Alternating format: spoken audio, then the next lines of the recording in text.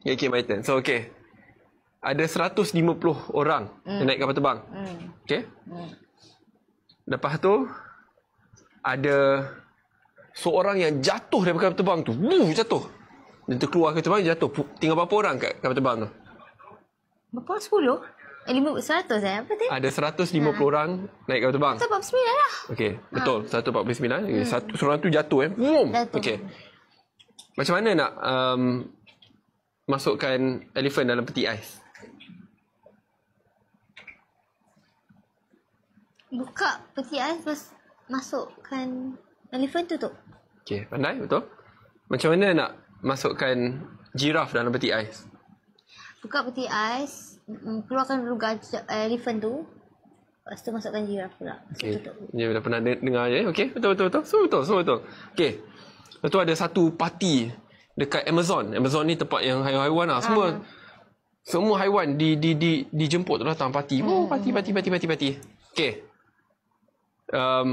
Tapi sambil parti-parti tu, okey. Lepas tu ada orang tengah cuba hendak cross the river. Tapi river ni, you kena faham itu river kan. Dia tengah cross the river, tapi river tu ada banyak krokodil. Tapi orang tu tidak mati bukan sebab kena gigit krokodil. Kenapa orang tidak mati? Padahal bukan kena gigit krokodil pun.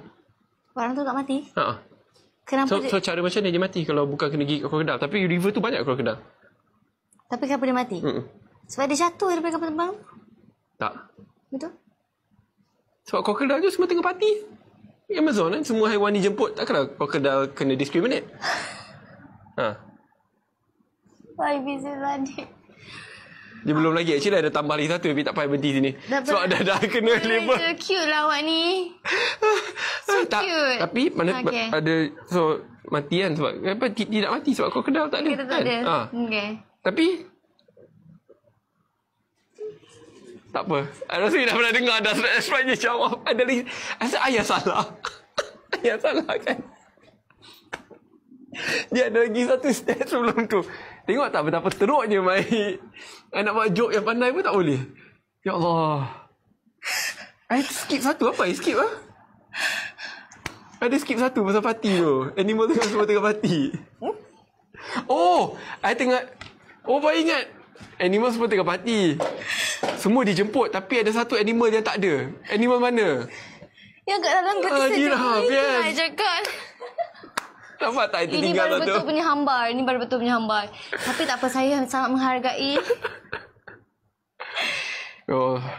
Fail lah. Tak boleh sebab saya takut semua main joke kan. Joke betul-betul. Yalah, faham. Dia semua yang tak boleh cakap dekat sini. Faham. Joke ni joke nakal. Okay? Okay dah. Okey, kita 5 minit je lagi. Beg kuning kita nak off.